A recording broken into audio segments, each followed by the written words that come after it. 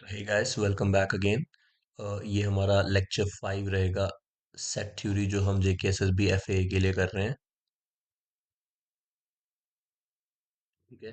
Last video में हमने काफ़ी सारे कॉन्सेप्ट्स पढ़ लिए थे, इक्वल सेट्स, सबसेट, ठीक है ना, वगैरह वगैरह। आज बहुत इंपॉर्टेंट चीज़ हम करने वाले हैं। जैसे कि हमने पढ़ा है, मैं बताता हूँ आपको। आज हम करने वाले हैं ऑपरेशन ऑन सेट।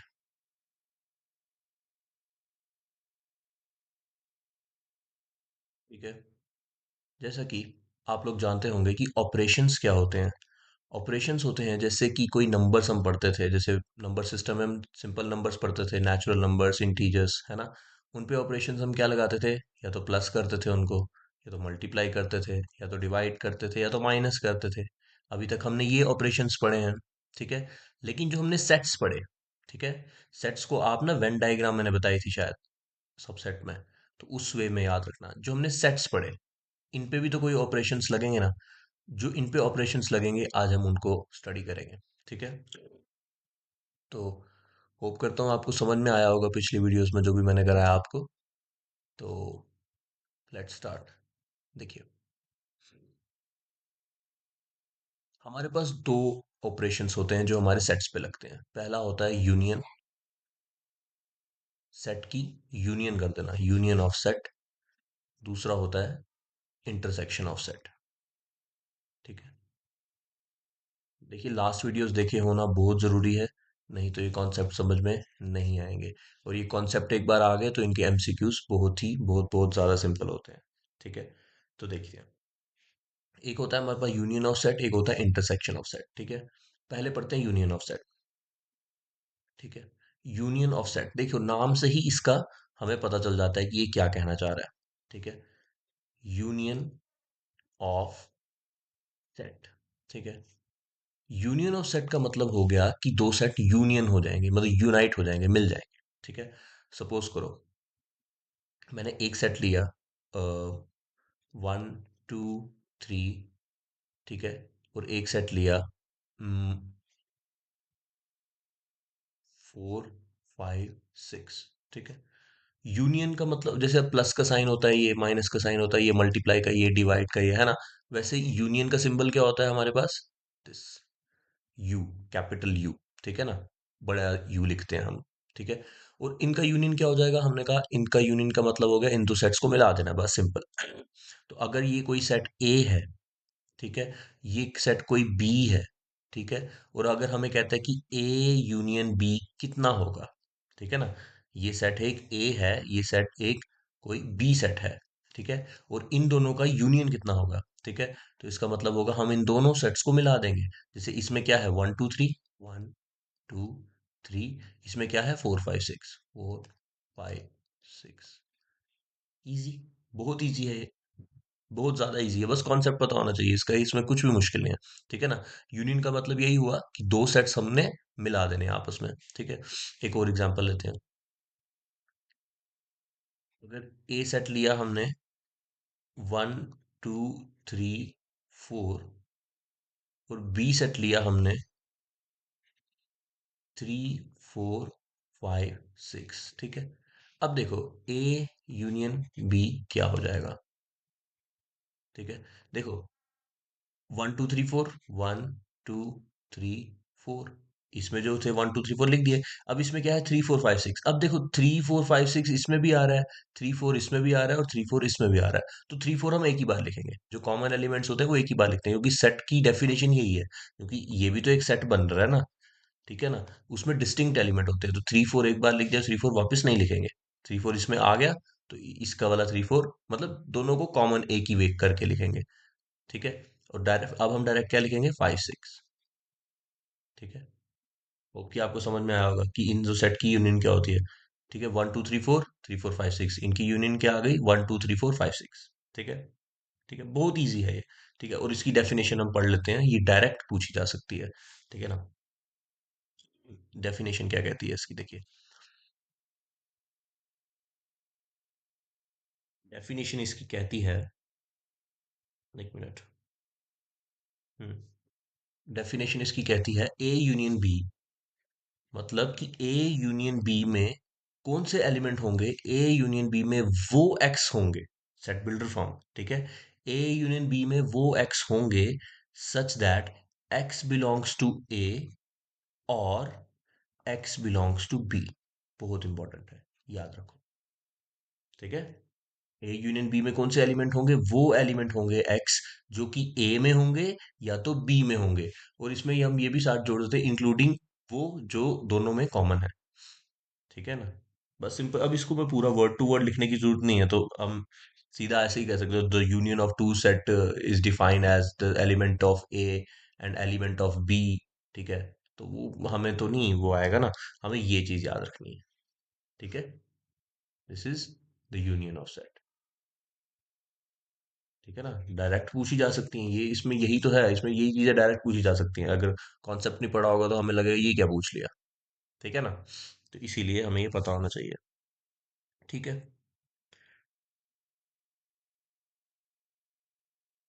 ठीक है, ऐसे भी अब लिखवा भी देता हूँ मैं, देखो क्या ही करना है। The union of set A and set B, the union of set A and set B, अगर कोई सेट ए है दूसरा सेट बी है, उन दोनों की यूनियन मतलब करने से हमें एक तीसरा सेट मिलेगा जिसको हम सेट सी कह सकते हैं, ठीक है ना। इसको कैसे लिखेंगे, यूनियन सेट ए सेट ई, हाँ ठीक है। उसके हमें एक तीसरा सेट मिलेगा, मतलब एक सेट जोड़ा दूसरा सेट जोड़ा मिलता है ना तीसरा सेट, जैसे ये देखो ना, एक सेट ये जोड़ा, एक सेट ये जोड़ा, इनको जोड़ने से मिला ना तीसरा सेट, ठीक है। तो इसको हमने कह दिया सी, ठीक है। The union of set A and set B is the set C, is the set C which consists of all those element which consist, ये पढ़ने की जरूरत नहीं, मैं ऐसे लिखा रहा हूँ, which consist of all those elements which are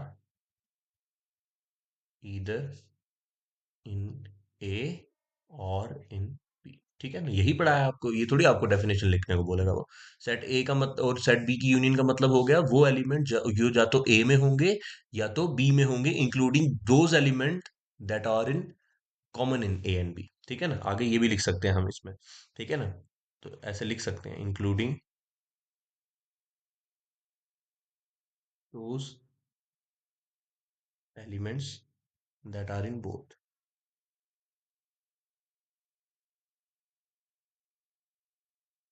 ठीक है। इस डेफिनेशन को आपको लिखने की जरूरत नहीं है, बस समझने की जरूरत है, जो मैं ऊपर पहले ही समझा चुका हूँ, ठीक है ना। ये याद रखना है कि डेफिनेशन का मतलब क्या है, वो एक्स जो या तो ए में होंगे या तो बी में होंगे, ठीक है। ये और वर्ड को याद रखना, ठीक है। मैंने परमुटेशन एंड कॉम्बिनेशन में भी और एंड कुछ करवाया था, ठीक है। समझ में आ गया, यूनियन बहुत ईजी है, ठीक है। अब देखो, अब इसको आप वेन डायग्राम के वे में करते हैं हम, देखो।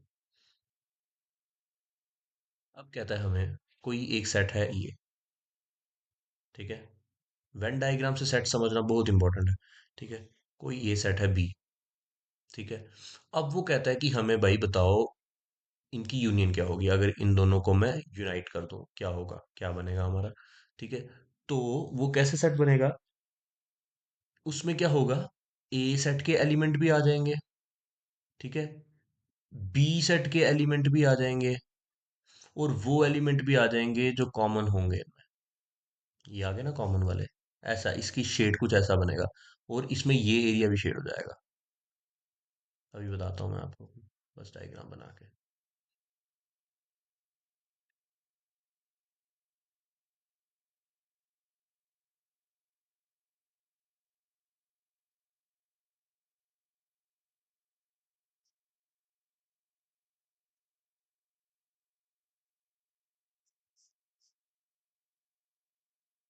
ये सारा शेड हो जाएगा, सारा एरिया आएगा, ठीक है। This is A, this is B, ठीक है। आप बोलोगे ये क्या किया भाई तूने, अभी बताता हूँ, ठीक है। फॉर एग्जाम्पल, अगर ए था आपका 1 2 3, ठीक है, और बी था आपका 3 4 5, तो आपकी यूनियन क्या आती है इसकी, ए यूनियन बी क्या आएगी, सपोज करो ना ये ए था और ये बी था, ठीक है। इसकी यूनियन क्या आएगी आपकी, 1 2 3 एंड 4 5, क्योंकि 3 तो दोनों में आ रहा है, है ना।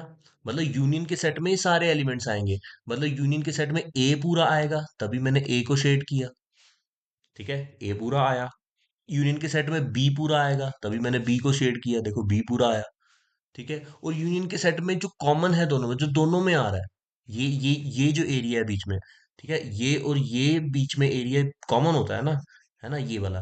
तो ये दोनों में आ रहा है, ये एरिया है 3, तो ये भी आएगा। इसीलिए यूनियन के सेट को हम ऐसे शेड करते हैं। अगर हम वेन डायग्राम के बेस से देखें, सपोज ये ए सेट है, ये बी सेट है, तो जो अब इनकी यूनियन बनेगी वो कुछ इस तरीके से हम रिप्रेजेंट करते हैं। ठीक है। और अगर कोई बोले कि बच्चों अगर कोई कॉमन नहीं होगा उसमें एलिमेंट, क्योंकि कुछ ऐसी भी एग्जांपल होती है ना जिसमें कुछ कॉमन ही ना हो, जैसे हमने ऊपर पढ़ी, कॉमन ही ना हो, जैसे सबसे पहली एग्जाम्पल 1 2 3 4 5 6, तो उसको भी ऐसे ही बनाएंगे बस, लेकिन कॉमन एरिया नहीं रखेंगे उसमें, ऐसे करेंगे, ऐसे करेंगे और दोनों को शेड कर देंगे। ठीक है ना। A union B is the shaded region of A and B. ठीक है ना, क्योंकि उसमें ए पूरा आ गया, बी भी पूरा आ गया, क्योंकि कॉमन कुछ था नहीं तो इसलिए हमने उनको इंटरसेक्ट नहीं किया। समझ में आया। मतलब कटाया नहीं, काटा नहीं। अब देखो मैंने एक वर्ड यूज किया, इंटरसेक्ट, तो इसी से हमें दूसरा ऑपरेशन भी समझ में आ जाएगा। बड़ा इजी है, यूनियन यही है आपका, और कुछ भी नहीं है यूनियन। हाँ कुछ प्रॉपर्टीज हैं, लिख लेते हैं। कुछ प्रॉपर्टीज है, लिख लेते हैं। प्रॉपर्टी बड़ी इजी है। Properties of union of set. ठीक है।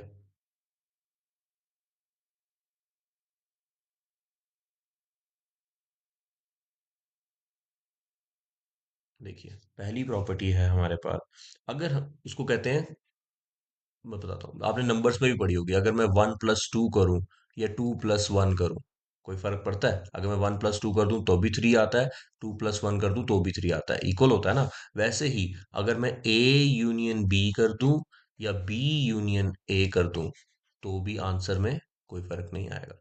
ठीक है ना। इसको नंबर्स, इस प्रॉपर्टी को नंबर्स में क्या कहते हैं? कम्यूटेटिव। पढ़ा होगा, ये बड़ी बच्चों वाली चीजें हैं ये। ठीक है ना। इसको कम्यूटेटिव कहते हैं ना, क्योंकि नंबर्स को हमने कम्यूट करवाया। कम्यूट करवाना होता है मतलब आगे पीछे कर, मतलब चलाना, कम्यूट करते हैं ना हम, चलते हैं। जैसे पहले 1 यहाँ था, 2 दूसरी प्लेस पे था, अब 2 दूसरी पहली प्लेस पे है, 1 दूसरी प्लेस पे है। ठीक है ना, कम्यूट करवाया नंबर्स को, तो इसको नंबर्स में कहते हैं कम्यूटेटिव लॉ। तो इसमें भी यही कहेंगे, कम्यूटेटिव लॉ। ठीक है।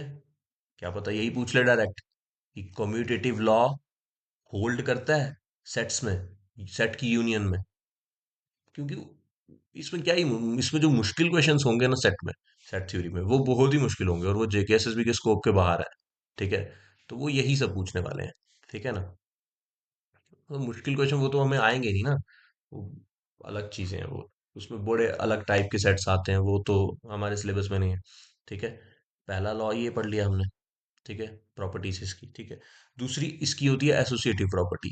ए यूनियन बी करूं या और सी करूं, मतलब जैसे कुछ नंबर को होता है 1+2+3। अब मैं पहले चाहे, अब इनको अगर मुझे आंसर निकालना है तो मैं क्या करूंगा, 1+2 करूंगा 3, फिर +3, और आंसर क्या आ जाएगा मेरा 6। और अगर मैं इसी नंबर को 1+2+3, मतलब पहले मैंने इसमें इन दोनों को ऐड किया ना, 1+2 3 किया, फिर 3 को 3 के साथ जोड़ दिया, आंसर आ गया।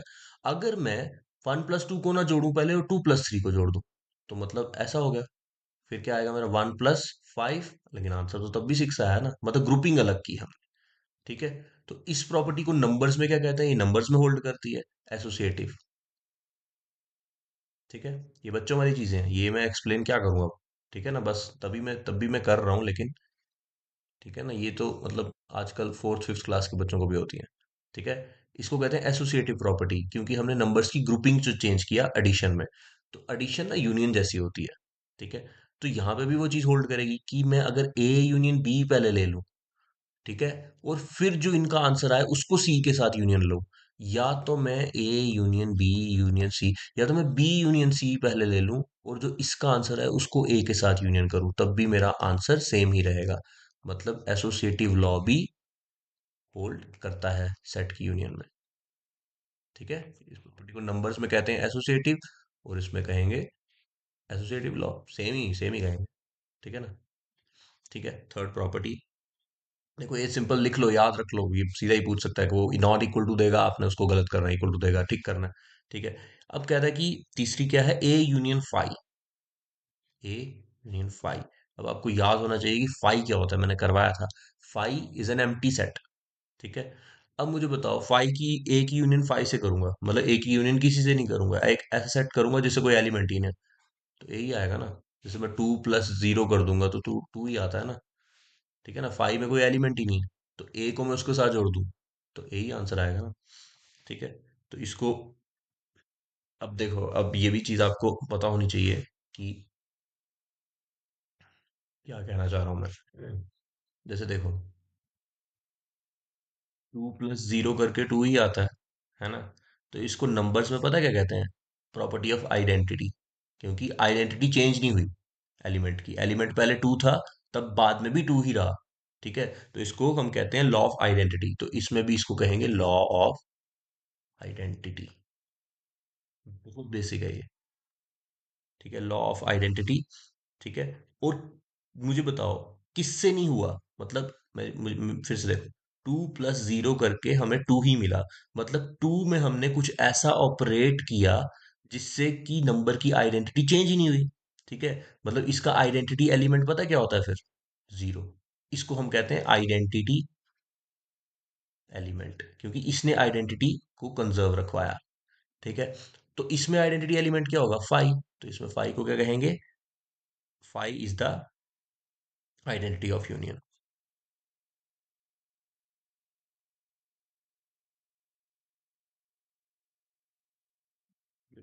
ठीक है। देखो फिर से एक्सप्लेन कर देता हूँ अगर नहीं समझ में आया हो, क्योंकि ये चीजें आपको पता हो तो बहुत इजी है, क्योंकि ये तो मतलब लगा लो इतना बेसिक है। ठीक है ना। हम जैसे कहते हैं ना, एडिशन में आइडेंटिटी होती है जीरो। क्योंकि अगर किसी भी नंबर को हम, कोई भी नंबर ले लो, दुनिया का कोई भी नंबर एक्स ले लो, उसको हम जीरो से ऑपरेट करें, ऐड करें, तो आंसर तो एक्स ही आता है ना। तो इसीलिए हम कहते हैं कि जीरो जो होती है ना, एडिशन की आइडेंटिटी होती है, क्योंकि अगर हम किसी भी नंबर को जीरो से ऐड करें तो आंसर की आइडेंटिटी चेंज नहीं होती। तो हम इसलिए लिखते हैं zero is the identity of addition. ठीक है। वैसे ही one is the identity of multiplication. ठीक है। वो अभी हम क्या पढ़ें, लेकिन आप सोचना इस बारे में। वन इज द आइडेंटिटी होती है मल्टीप्लीकेशन की, वैसे ही जीरो इज द आइडेंटिटी होती है एडिशन की, क्योंकि जीरो को ऐड करने से आंसर में कोई फर्क नहीं पड़ता। वैसे ही मल्टीप्लाई में वन को मल्टीप्लाई करने से आंसर में कोई फर्क नहीं पड़ता, इसीलिए वन आइडेंटिटी होती है मल्टीप्लीकेशन की, जीरो आइडेंटिटी होती है हमारी एडिशन की। वैसे ही अब यहाँ पे फाइव कोई फर्क नहीं ला रहा, तो phi is the identity of operation क्या है, union. That's why we write. समझ में आया। ठीक है, ये बहुत बेसिक है। ठीक है। अब देखो अगला लेते हैं। हाँ, अगर हम दो सेम एलिमेंट का ही यूनियन ले लें तो सेम एलिमेंट ही आएगा। ठीक है। इस लॉ को कहते हैं आइडम पोटेंट लॉ। अब इसके नाम में जाने की क्या ही जरूरत है, कोई खास है ही नहीं है। ठीक है। अब देखो ना, इधर भी मैं 1 2 3 लूँ, एक तरफ भी मैं 1 2 3 लूँ, दूसरी तरफ भी 1 2 3 लूँ, 1 2 3, इधर भी लूँ 1 2 3। तो मैंने बोला ना, ये इसमें भी कॉमन है, कॉमन है, तो कॉमन एलिमेंट एक बार ही लिखेंगे, 1 2 3 ही आ जाता है, यूनियन। ठीक है ना। ठीक है। अब फिफ्थ, एक और प्रॉपर्टी है। हाँ, यूनिवर्सल सेट। क्या मैंने आपको यूनिवर्सल सेट एक्सप्लेन किया था, set of all set is universal set, जिसको यू से डोनेट करते हैं। ठीक है, मतलब ये ऐसा यू होता है, यू, यू यूनियन ए। अब देखो यूनिवर्सल सेट क्या हो गया, जैसे कि मैंने बताया था, जैसे कि हम अगर इंटीजर्स ले लें तो इंटीजर्स के केस में रैशनल उनका यूनिवर्सल सेट होता है, क्योंकि उस रैशनल नंबर के सेट में सारे इंटीजर्स आ जाते हैं ना, है ना। Set of all set is universal set. जैसे इंटीजर्स के हम कितने भी सेट ले लें, इंटीजर्स के हम जितने मर्जी सेट ले लें, वो सारे सेट किस में आएंगे, रैशनल नंबर में। तो रैशनल नंबर का सेट यूनिवर्सल सेट है इंटीजर्स के केस में। ठीक है। ये पढ़ा हुआ है हमने पिछली वीडियो में। ठीक है। वैसे ही अब रियल नंबर का सेट ले लें, वो भी यूनिवर्सल सेट है, क्योंकि हम इंटीजर्स के जितने मर्जी सेट ले लें सारे रियल नंबर्स के अंदर आएंगे। ठीक है। अब रियल नंबर का सेट यूनिवर्सल सेट है रैशनल नंबर्स का भी, क्योंकि रैशनल नंबर्स के भी हम जितने मर्जी सेट ले लें वो सारे रियल नंबर्स में आएंगे। ठीक है। तो वैसे ही अब ए कोई एक सेट होगा, उसका ही एक यूनिवर्सल सेट है, तो उसकी हम इन दोनों को जोड़ देंगे तो आंसर क्या आएगा, हमें यूनिवर्सल सेट ही आएगा ना। ठीक है ना। सपोज करो ये एक यूनिवर्सल सेट है, यू, ये एक उसी का अंदर सेट है, ए का यूनिवर्सल सेट है, तो इन दोनों को जोड़ दिया तो मैंने बोला ना सारे एलिमेंट ही आ जाते हैं। तो सारा एलिमेंट सारा सेट आ जाएगा, मतलब सारा सेट तो यू ही है ना खुद। यूनियन तो यही होती है ना कि ये वाला सेट भी आएगा, ये वाला सेट भी आएगा, और इनके कॉमन भी आएंगे, तो ये पूरा तो यू ही आएगा ना। ठीक है ना, जो यू ही बना ना, क्योंकि ये वाला सेट तो पूरा यू है। ठीक है, और ये ए है। ठीक है, ये बड़ी समझने वाली चीजें हैं। ठीक है, अगर किसी को डाउट हुआ तो मुझे बताना, मैं कमेंट सेक्शन में फिर मैं वापस एक्सप्लेन भी करूंगा इस चीज को, कोई बात नहीं है। ठीक है, यही हमारे लॉज से कुछ, ये आपको याद रखने हैं। ठीक है, तभी मैं यहाँ पे ना एमसीक्यूज मिक्स नहीं कर रहा हूँ। ठीक है, क्योंकि ये कॉन्सेप्ट समझने में थोड़े लंबे होते हैं ना, इसीलिए आप ये कॉन्सेप्ट के अच्छे से एक बार नोट्स बना लीजिए, इनको समझ के रट लीजिए पूरा। ठीक है, एक एक चीज मैंने समझाई है, ऐसे नहीं सोचना कि रटने को बोल रहा है, आप रट लो। ठीक है, कोई चीज नहीं समझ में आई तो पूछना, फिर देखना आप एमसीक्यू इसके ऐसे सॉल्व हो जाएंगे जैसे पता नहीं क्या है। ये करना ही नहीं पड़ेगा कुछ, मतलब प्लस माइनस मल्टीप्लाई भी नहीं करना पड़ता है। ठीक है ना, इतने ईजी होते हैं ये। ठीक है, अब हम पढ़ लेते हैं हमारा इंटरसेक्शन ऑपरेशन। ठीक है, बहुत इजी, बहुत ही, इसमें कुछ भी मुश्किल नहीं था जो भी हमने पढ़ा। मतलब क्या ही मुश्किल था इसमें, बस दो सेट्स को जोड़ दो, और उनको किस किस तरीके से जोड़ सकते हैं, उनकी नोटेशंस क्या है, बस। ठीक है, अगला ऑपरेशन, इंटरसेक्शन सेट्स। देखो,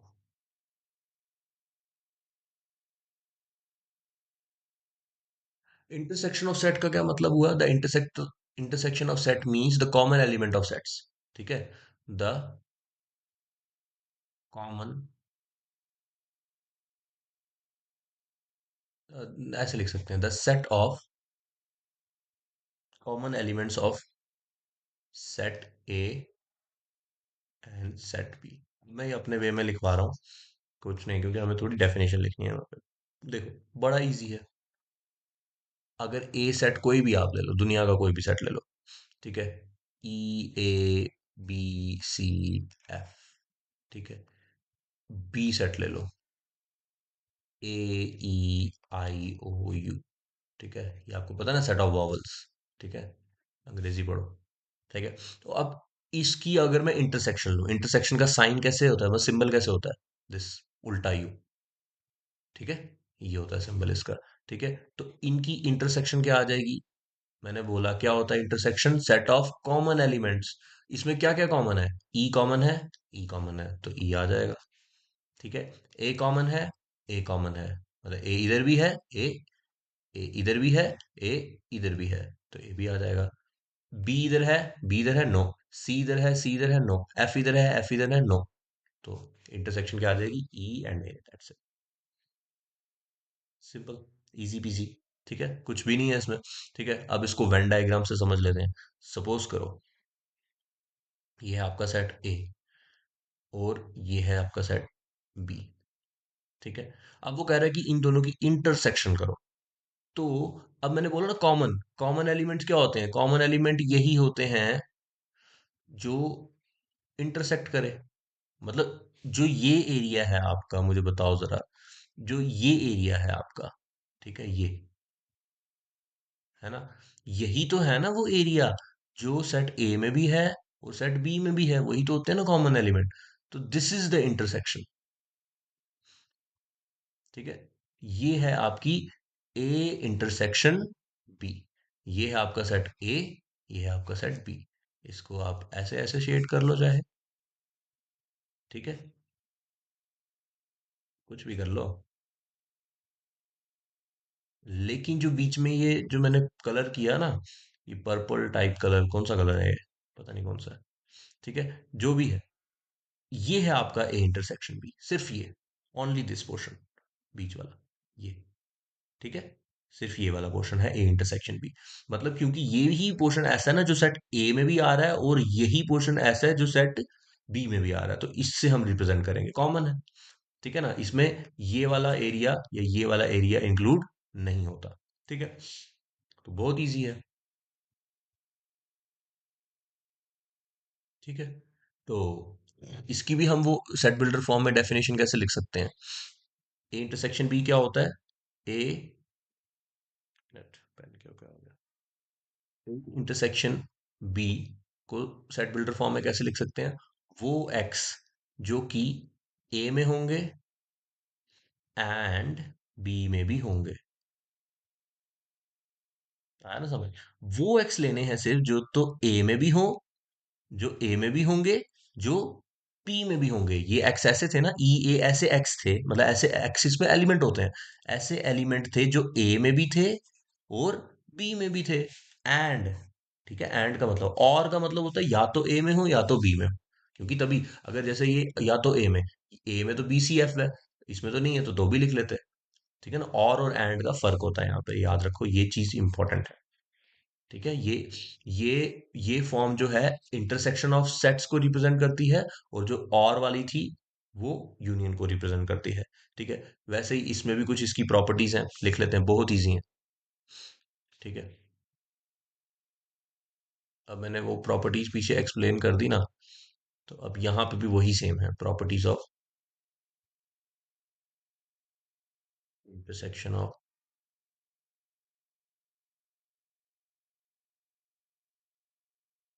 ठीक है, देखिए।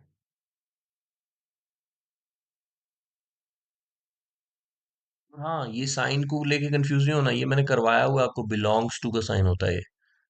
अब किसी ने रिवाइज नहीं किया हो तो मैं क्या कह सकता हूँ, बिलोंग्स टू मतलब एक्स इन ए, है ना, एक्स बिलोंग्स टू ए, मैंने शायद ऊपर भी लिखा और मैंने एक्सप्लेन नहीं किया वापस आपको, है ना, ऊपर लिखा मैंने। हाँ, X in A, X belongs to A मतलब एक्स ए का एलिमेंट है।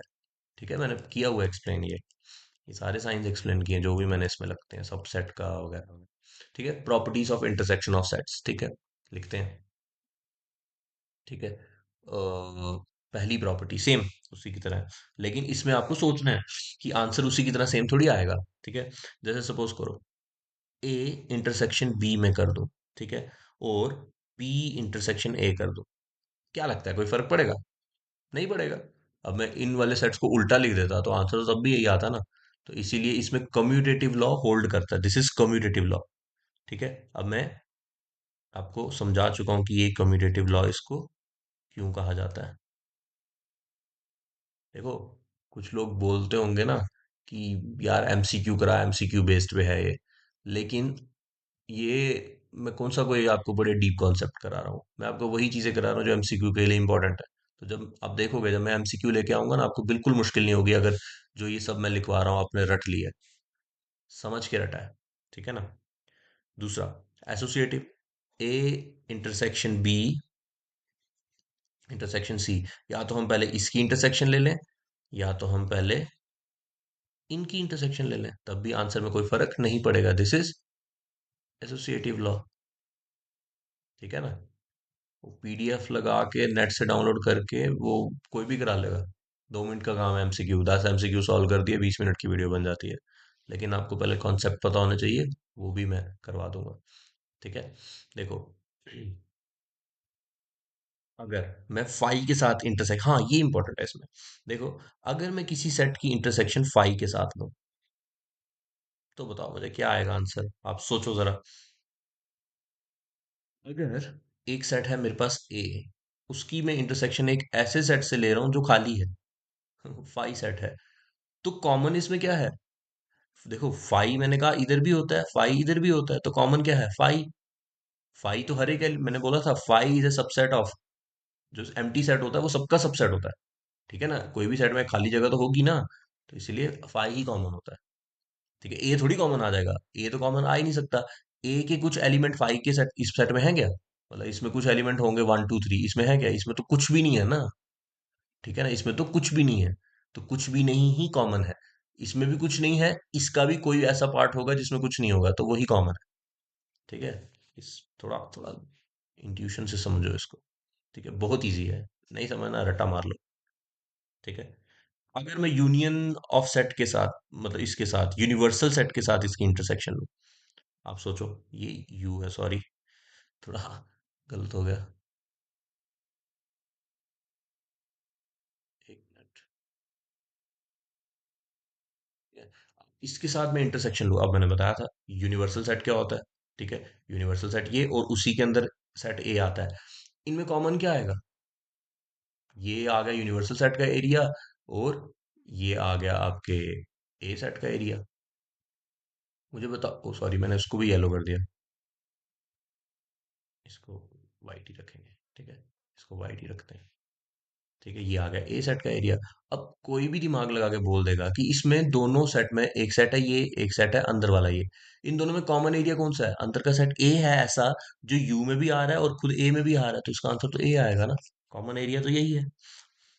ठीक है, होप कि आपको समझ में आया होगा ये। ठीक है, इसको कहेंगे वही लॉ ऑफ आइडेंटिटी, मतलब लॉ ऑफ फाई,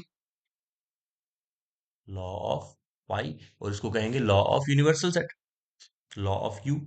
ठीक है, और इसमें भी वो आइडम पोटेंट लॉ भी लगाएंगे हम।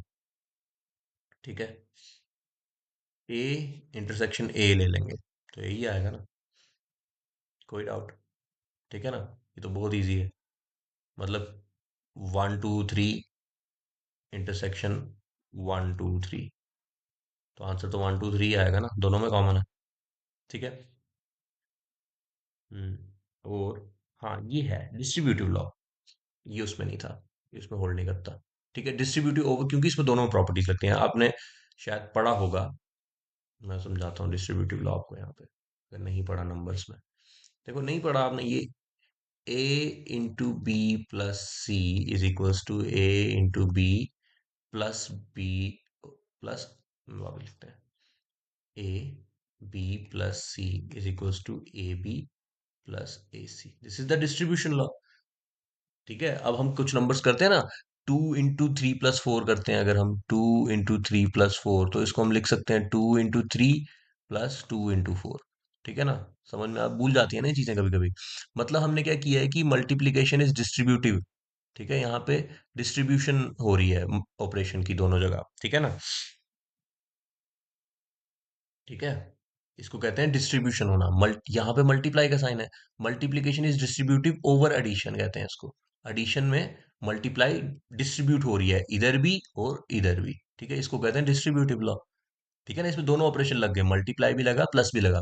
वैसे ही इसमें भी होता है, A intersection B union C. ठीक है, ए की इंटरसेक्शन बी यूनियन सी के साथ, तो इसका आंसर पता है क्या आता है? ए इंटरसेक्शन बी, फिर union A intersection C. Hope कि आपको समझ में आया होगा, इसको कहते हैं डिस्ट्रीब्यूटिव लॉ। ये भी होल्ड करता है।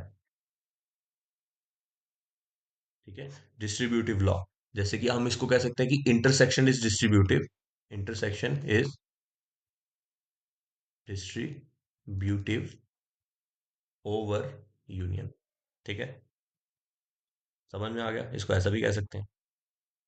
ठीक है ना, ये चीज इसके बराबर होती है। मैंने नीचे लिखा है तो सॉरी फॉर दैट, क्यों लिखा नीचे, लेकिन A union B, A intersection B union A intersection C. ठीक है, ऊपर ही लिख देते हैं। ठीक है, सेम ऐसे कुछ फर्क नहीं है। ठीक है, जैसे ही हम इस नंबर्स को लिखते हैं, वैसे ही हम इन सेट्स को लिखते हैं। ठीक है ना, आप एग्जाम्पल भी ले सकते हो इसमें, कोई एग्जाम्पल फिट करो आप, बहुत इजी है। कुछ भी ले लो सेट ए, कुछ भी ले लो सेट बी, कुछ भी ले लो सेट सी। ठीक है ना, कुछ भी ले लो ये चीज, और फिर इसको सॉल्व करो और इसको सॉल्व करो, देखना आंसर सेम आएगा। वही होता है ना, इसको सॉल्व करें, अगर इसको सॉल्व करेंगे क्या आएगा? 3 + 4 7 2 14, है ना। और इसको सॉल्व करेंगे आएगा 2 3 = 6 +2 4 = 8, 8 6 14, आया ना सेम। डिस्ट्रीब्यूटिव लॉ कहता है ना कि ये साइड और ये साइड सेम होगी। आप करो ना सॉल्व, इसमें ए सेट में कुछ भी एलिमेंट ले लो, 1 2 3 4 5, बी में कुछ भी ले लो, 3 4 5 6 7, सी में कुछ भी ले लो, 7 8 9 10, करो सॉल्व। ए यूनियन बी, मैंने बी यूनियन सी लेना दिखाया आपको, करो। ये सेट ले लो, आपका ये होमवर्क ले लो आप, 1 2 3 4 ले लो, बी ले लो आप 3 4 5 6, ठीक है, सी ले लो आप 6 7 8, करो। इसमें इसको इस साइड में डालो पहले एलएचएस में, ठीक है, और फिर इसको आरएचएस में डालो, देखो दोनों का आंसर सेम आएगा। ठीक है, आप ये मत सोचो कि ये थोड़ी सॉल्व करने को आएगा, अरे भाई सॉल्व करने को भी आता है एमसीक्यू में, आंसर्स दिए होते हैं ऑप्शंस में, खाली डेफिनेशन नहीं पूछते हो, सॉल्व करना आना चाहिए, यूनियन इंटरसेक्शन निकालना आनी चाहिए। तो आपका ये होमवर्क है, ये आप सॉल्व करो। ठीक है, एक और टर्म होती है हमारी, अब हमने बड़ा एक चीज पढ़ी, हमने यूनियन में एक चीज पढ़ी कि भाई अगर दो सेट में कुछ कॉमन ही नहीं है, ठीक है, कोई दो सेट ऐसे हैं, ए और B, if A and B have no element in common. तो ए और बी को पता क्या कहेंगे? Then A and B are disjoint set. Disjoint set, ये भी एक टर्म होती है। मतलब कोई पूछ ले व्हाट इज डिसजॉइंट सेट, मतलब ए और बी के बीच में कुछ भी कॉमन नहीं है। ठीक है, और इसको ऐसे भी कह सकते हैं विच इंप्लाइज। इसका क्या मतलब हुआ? अगर ए और बी के बीच में कुछ भी कॉमन नहीं है तो मतलब हम अगर इनकी इंटरसेक्शन लेंगे तो कुछ भी नहीं आएगा। कुछ भी नहीं आएगा तो मतलब फाई आएगा। तो ये भी एक इंपॉर्टेंट टर्म है। ठीक है, अगर डिसजॉइंट सेट की अगर हम इंटरसेक्शन ले लें, मतलब कोई सेट ऐसे हैं जो डिसजॉइंट है, अगर हम उन्हीं की इंटरसेक्शन ले लें, इंटरसेक्शन का मतलब होता है कॉमन एलिमेंट। डिसजॉइंट में होता है कि कोई एलिमेंट कॉमन नहीं है, तो डिसजॉइंट सेट की इंटरसेक्शन क्या आएगी? फाइव। समझो, बड़ा इंपॉर्टेंट है। और ऊपर की जिसने वीडियो अच्छे से देखी है उसको ये चीज 2 मिनट में समझ आएगी। ठीक है ना? इंटरसेक्शन क्या होती है? दो सेट की कॉमन एलिमेंट। ठीक है, और अगर मैं बोल रहा हूँ कि ए और बी डिसजॉइंट है तो कॉमन तो कुछ भी नहीं है ना उनमें, तो आंसर तो पाई आएगा इंटरसेक्शन में। ठीक है, होप कि आपको वीडियो अच्छा लगा होगा। अगर कोई चीज़ समझ में नहीं आई तो मैं आपको, मुझे बताना कमेंट्स में, तो मैं आपको एक्सप्लेन करूंगा। तो आप चैनल को सब्सक्राइब भी कर सकते हैं अगर आपको अच्छा लग रहा है कंटेंट ये। तो थैंक यू वेरी मच। और बस एक वीडियो और रह गया है इस सेट का, और ये सेट खत्म हो जाएगा, इसके बाद हम रिलेशन एंड फंक्शन शुरू करेंगे। Thank you. Bye bye.